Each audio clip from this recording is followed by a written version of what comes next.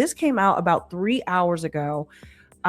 Blake Lively might drop emotional distress claim, says Team Baldoni in letter to judge. Blake Lively has withdrawn her claims against him. Believe me, I saw this coming from a mile away. And here we are with the huge update that Miss Blake Lively has already dropped 2 of her claims against Justin Baldoni. Yep, the articles published last night confirm it. Her lawyer says they're ditching the emotional distress claims to focus on the so-called main ones. What a cute little excuse. Miss Lively's counsel recently advised us in writing that Miss Lively is withdrawing her IED claims. But if Blake seriously thinks Justin and his legal pit bull Brian Friedman are just gonna let her slide, then oh honey, she might be in real delulu. Because Blake Lively just did something her team swore they'd never do. She dropped 2 major claims from her lawsuit against Justin Baldoni. Blake Lively has withdrawn her claims against him for intentional infliction of emotional distress and negligent infliction of emotional distress. We're talking about the intentional and negligent infliction of emotional distress, basically the emotional core of her entire case. Her lawyers quickly rushed to say it's just a routine step in litigation, but no one's buying that. Because what really happened behind closed doors? Baldoni's team demanded access to her mental health records to see if there was any real damage at all. And rather than hand them over, Blake's team backed out. Just like that. Thus, making her case weaker. Now officially, she's withdrawn those claims without prejudice. That's legal talk for we're quitting for now, but might be back later. It's like folding your cards at the poker table and pretending it was all part of the strategy. But let's be real. Team Baldoni Wayfarer is asking the judge to compel, quote, Blake Lively to identify her medical and mental health care providers, to produce her mental health records, and to deliver to the Wayfarer parties the necessary, duly executed HIPAA authorizations permitting them to obtain Miss Lively's medical and mental health care records from her providers. When you've built your entire case around how emotionally destroyed you were and then refuse to prove it, the optics aren't great. Baldoni's attorney, Kevin Fritz, didn't mince words either. He told the court this was Blake trying to sue someone without providing actual proof, and slammed her team for wanting to have it both ways. They allege the health-related information is highly relevant to Miss Lively's 10th cause of action for intentional infliction of emotional distress. It's not just that she dropped claims. It's the timing, the excuse, and the scramble that followed. This isn't a tactical adjustment. It's a defense mechanism. One designed to keep things under wraps, not to get closer to the truth. She didn't want the court, the media, or the public seeing what was inside those therapy records, and so she folded. Period. Instead of complying with the medical RFP's request for production, Miss Lively's counsel recently advised us in writing that Miss Lively is withdrawing her IED claims. Now comes the PR spin. Blake's lawyers came out swinging, saying they're streamlining the case to focus on the big stuff. But let's translate that into plain English. They're cutting off the weak parts before the trial completely falls apart. Just months ago, her legal team was proudly claiming Blake would expose Baldoni for everything from harassment to full-blown emotional trauma. However, Miss Lively has refused the Wayfarer party's reasonable request that the withdrawal of such claims be with prejudice. With prejudice means dismissed permanently. Now they're suddenly dropping the emotional trauma part and telling us it wasn't that important anyway? That's not streamlining, that's damage control. Even the public is starting to catch on. The fans who once blindly supported her, starting to get quiet. Miss Lively wants to simultaneously A, refuse to disclose the information and documents needed to disprove that she suffered any emotional distress and or that the Wayfarer parties were the cause. The headlines that once painted her as the brave woman standing up to Hollywood injustice, shifting tone fast. Because when you start deleting major pieces of your lawsuit, people wonder how much of it was solid in the first place. And to make things worse, it's not like this happened after the trial. No, this is all unfolding before things even got serious in court. And that makes everything look worse. And that's the key. After the discovery window has closed, right? We're in discovery now, as I told y'all. What Blake's team doesn't want to admit is that this entire emotional distress angle was becoming a liability. If she had gone through with it and the court had found it weak, that would have undermined her entire narrative. By pulling the plug early, they're hoping to keep the rest of the lawsuit alive. But the damage is already done. Now the public knows she couldn't, or wouldn't, stand behind the most personal part of her case. Miss Lively cannot have it both ways. If Miss Lively wants to withdraw her frivolous IED claims, as we established, that means infliction of emotional distress. The irony? They're still claiming that they're pushing forward with stronger claims like harassment and retaliation. But how are we supposed to take those seriously when the emotional foundation just cracked? This entire move screams panic, not power. She's not refocusing the case. She's retreating from it. If Miss Lively is unwilling to stipulate to the dismissal of her IED claims with prejudice, then the Wayfarer parties will continue to defend against them. Because deep down, even Blake Lively knows the story she started telling isn't holding up under pressure. The courtroom hasn't even started hearing testimony, and her team is already cleaning the house. And she must produce her medical information and documents as set forth herein. And now Justin Baldoni is done playing nice. What started as Blake Lively's emotional crusade is now flipping fast. And it's because Baldoni's legal team has dropped the shield and gone full offense. On May 30th, 2025, his lead attorney Kevin Fritz filed a motion that changed the tone of this entire trial. And she must produce her medical information and documents as set forth herein. In her complaint, Miss Lively claims that the Wayfarer party's alleged misconduct severely impacted her physical, psychological, and emotional well-being. Moreover, Miss Lively repeatedly alleges that she has suffered and continues to suffer substantial damages, including but not limited to severe emotional distress and pain, humiliation, embarrassment, belittlement, frustration, and mental anguish. The demand? Full access to Blake Lively's therapy and mental health records. Everything, including HIPAA-protected notes, evaluations, and diagnoses. The move wasn't just aggressive, it was surgical. Blake's whole case had been built on emotional devastation, but now they were being asked to prove it. And suddenly, Lively's side started backing up. This was the same Blake Lively who, in December 2024, told the New York Times that the emotional toll of Baldoni's alleged misconduct impacted her husband Ryan Reynolds and their 4 children. Now, her team didn't want to share a single page of evidence to back that up. Why?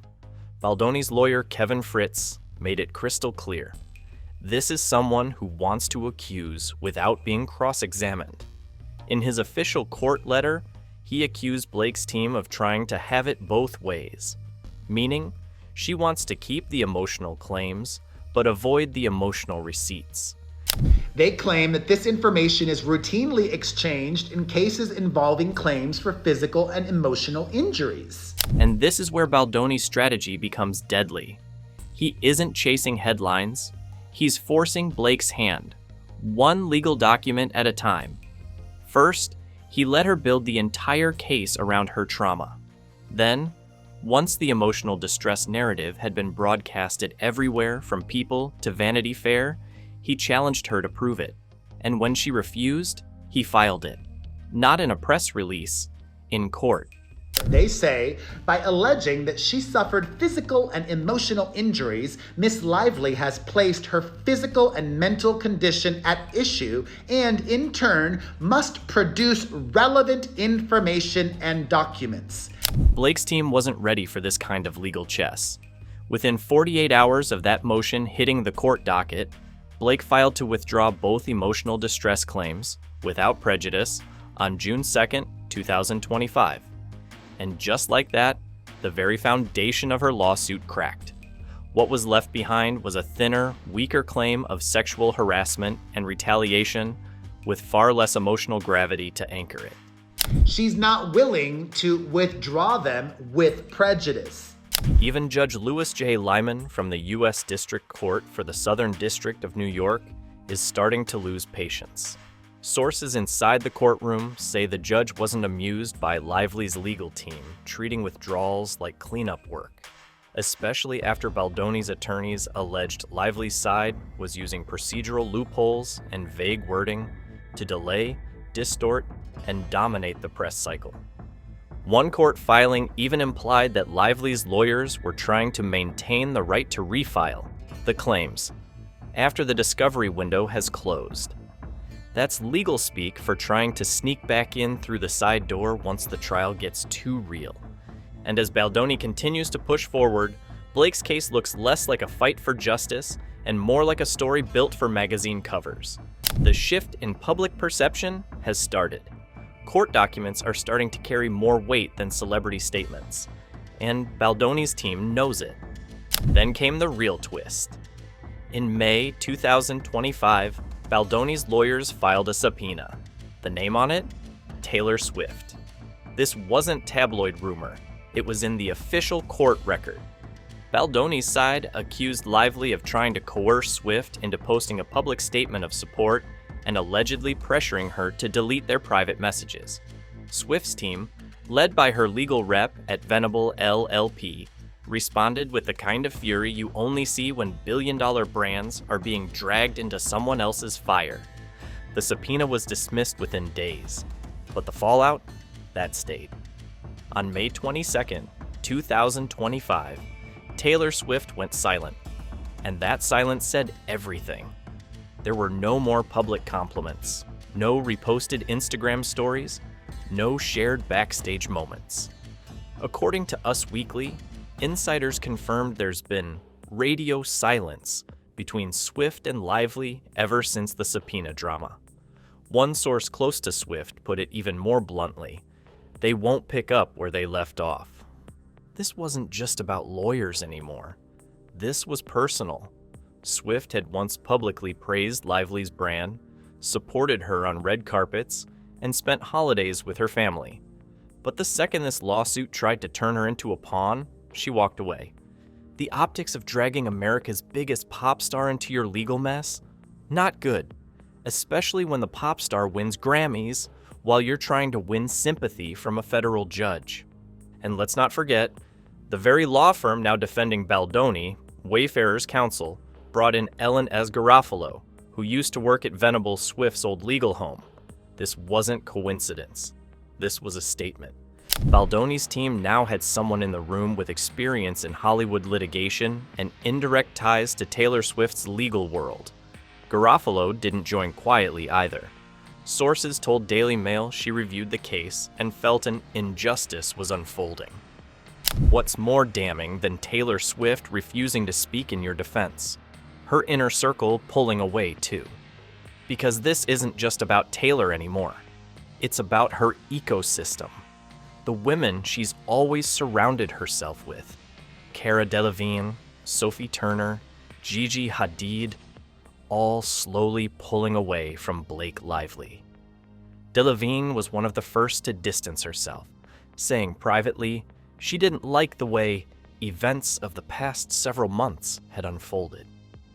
Gigi Hadid, who once praised Blake publicly, now stays silent. That silence is louder than a statement. So while Blake's legal team tries to argue that they're focusing on the core issues, Baldoni's side is rewriting the script, not by shouting louder, but by filing smarter. They let Blake build the case, make the noise, drag in her friends. Then they started cutting through it, all with court filings and subpoenas. And now, it's Blake who's losing friends, claims, and public backing, all while Baldoni's side tightens their case, one clean strike at a time. Once the subpoena against Taylor Swift was officially dismissed on May 22, 2025, you'd think the drama would settle, but instead, it escalated. Just days after Taylor's legal team shut down the attempt to drag her into Blake Lively's lawsuit, bombshell documents were leaked. Not through the press, not by accident, but delivered straight to Baldoni's lead attorney, Brian Friedman. These weren't vague rumors or social media screenshots. These were documented exchanges that allegedly proved Blake's legal team had threatened to leak private messages between Blake and Taylor in a desperate attempt to force Swift into showing public support. The documents reportedly detail conversations that took place prior to the subpoena being filed, in which Lively's side allegedly warned Swift that unless she made a public statement backing her up, those messages could surface, not in court, in the media. This wasn't just an intimidation tactic, it was a strategy aimed directly at Swift's billion-dollar reputation. And if the leak is to be believed, it wasn't some anonymous source or disgruntled assistant who handed over the files. It was Scott Swift, Taylor's own father. Yes, Scott Swift, age 73, former stockbroker, longtime business advisor, and the man who stood beside Taylor since her earliest tours. According to insiders cited in the Daily Mail and Variety, Scott reviewed the subpoena incident privately and was deeply disturbed by what he saw happening behind the scenes. His decision to provide evidence wasn't random. It was a calculated move to protect his daughter from what he reportedly described as emotional blackmail disguised as loyalty. The documents were handed over quietly. There was no press conference, no public statement, just a direct line from Swift's inner circle to Baldoni's legal team. The content of those messages hasn't been made public yet, but the implication alone was enough to cause a tidal shift. Suddenly, Blake wasn't just losing a friend. She was exposed as someone allegedly using personal relationships as weapons, and the evidence came from inside the very circle she tried to manipulate. And what's Taylor Swift's reaction? Nothing. Absolute silence. No denial, no defense of Blake. Not even a cryptic lyric drop. For someone who crafts narratives with surgical precision, that silence is strategic and deafening. It signals one thing: she's letting Blake burn on her own. Because once someone's father hands over receipts to your legal opponent, the friendship is dead. There's no comeback from that. Meanwhile, the fallout didn't stop with Taylor. The impact of Scott Swift's alleged leak sent a clear message through the rest of Taylor's world. And just like that, the entire Swift inner circle began freezing Blake out. Start with Cara Delevingne. She used to be one of Blake's most vocal supporters. The two were spotted together at multiple Met Galas, Fashion Week events, even summer getaways. But since April 2025, Cara has been radio silent. According to a Daily Mail insider, Cara made it clear she doesn't approve of Blake's behavior and has sided completely with Taylor. When you consider Cara's long history of defending her friends, especially under pressure, that silence speaks louder than any tweet. Then there's Gigi Hadid. This one's harder to ignore. Back in 2023, Gigi once called Blake the warmest, funniest woman I've ever met in a Harper's Bazaar feature. But fast forward to mid-2025, and Gigi's name hasn't appeared in connection with Blake in over 6 months. No shoutouts, no tags, no event appearances together. According to sources from US Weekly, Gigi was deeply uncomfortable with how Taylor was dragged into the courtroom drama and quietly cut ties. Sophie Turner followed the same pattern, publicly neutral but visibly absent from anything involving Lively, since the start of the legal circus in December 2024. Sophie, who had attended Blake's Betty Boo's launch, skipped all Blake-related events in 2025. And just to make the snub clearer, She was seen leaving Via Carota in New York with Taylor and Dakota Johnson, a trio that clearly had no interest in including Blake. That's what makes this so devastating. It's not that Blake lost one friendship, it's that she lost the whole squad. And this isn't just any group of friends. These are A-list, PR-armored, career-defining alliances. The Swift Circle isn't just about brunch and bonding. It's about brand value, press protection, and career insulation. And once you're out, you're out. Just when Blake Lively's legal team thought the worst had already hit, after losing Taylor Swift, after dropping emotional claims, after watching her inner circle vanish, Justin Baldoni dropped a name that changed the game: Ellen S. Garofalo. And no, this wasn't just another attorney. This was a legal nuke. A courtroom assassin with a resume that makes most Hollywood lawyers look like interns. Garofalo has over 3 decades of trial experience under her belt, with a client list that includes high-stakes names like Anna Nicole Smith and Alyssa Milano. Her specialty? Navigating high-profile, high-pressure celebrity litigation where one misstep means public humiliation. And now, she's officially part of Baldoni's Wayfarer Studios legal team. Not just advising, leading. The part that stings? She's not a random hire. Ellen Garofalo previously worked at Venable LLP, the same firm that represented Taylor Swift between 2018 and 2021. That detail alone sent shockwaves through both media circles and courtroom observers. A legal mind that was once helping protect Taylor's empire is now preparing to dismantle Blake's. According to insider sources quoted by the Daily Mail, Garofalo wasn't recruited just for optics. She joined the case because she believed, quote, an injustice was unfolding. It's vague, but in the legal world, it's loaded. That wasn't a casual statement. That was a direct shot across the aisle, implying that Blake's accusations didn't add up, and the courtroom was being misused to spin a narrative.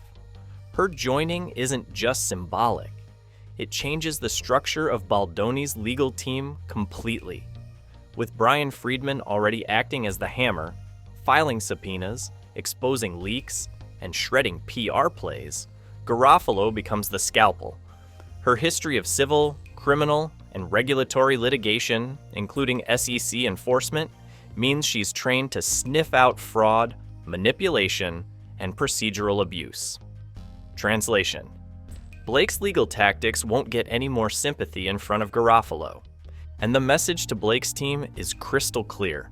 Whatever bluffing you thought you could do ends now. Meanwhile, Blake's courtroom reality is spiraling. What began as a confident campaign, armed with tabloid covers, public sympathy, and celebrity backup, has slowly turned into something else entirely. Her team is no longer leading press narratives, they're responding to them. Her lead lawyers, Ezra Hudson and Mike Gottlieb, are still putting out statements, but the content has shifted from accusation to damage control. You could track the decline by headlines alone. Back in December 2024, when Blake filed the original complaint against Baldoni, the story was framed as a powerful actress standing up against misconduct. But by June 2025, media outlets like Variety, People, and BuzzFeed News were using phrases like Lively drops claims, swift silence, and legal collapse in motion. It's not just the narrative, it's the visuals. Blake hasn't made a single public court appearance since March 2025. Her PR team has started avoiding press conferences altogether. And her closest ally, Ryan Reynolds, once considered her legal and emotional anchor, is now facing a separate countersuit from Baldoni, one that, according to leaked filings, accuses him of PR-fueled defamation and aiding in attempted extortion. The core of Blake's lawsuit, the emotional damage, the retaliation, the supposed behind-the-scenes misconduct, is now riddled with gaps. The dropped claims, the missing documentation, the absence of third-party corroboration. And now, with Garofalo on Baldoni's side, the holes are going to get even bigger. Insiders close to the case told Us Weekly that nobody on Blake's side is prepared for what's coming in pretrial. One even said, "It's only June and the case is falling apart faster than anyone expected." The trial isn't even set to begin until March 2026, but based on current filings, procedural delays, and mounting withdrawals, legal analysts are already speculating that Blake's lawsuit won't survive another 8 months. Even in Hollywood, where image can mask instability, this kind of collapse is hard to ignore. You lose your primary witnesses, you lose your claims, you lose your credibility, and now, you're facing a legal legend across the courtroom who knows exactly how to exploit every crack in your strategy. And cracks are everywhere. The emotional distress claim dropped. The subpoena strategy backfired. The star witness cut ties. The celebrity backing evaporated. Blake's legal strategy, which once looked bold, now looks reactive, uncertain, and thin. Every new motion from Baldoni's team gets sharper. Every response from Blake's team gets vaguer. What started as a full frontal attack is now a daily scramble to keep the remaining claims afloat. Meanwhile, media outlets are growing bolder. No more soft coverage, no more subtle language. On June 1st, 2025, BuzzFeed News ran the headline, "Blake's Implosion. What happened to the case?" that was supposed to expose Baldoni. That's the shift, from justice for Blake to what went wrong. And while that's happening, Ellen Garofalo is just getting started. Don't forget to subscribe to the channel if you want to stay updated on how all of this unfolds.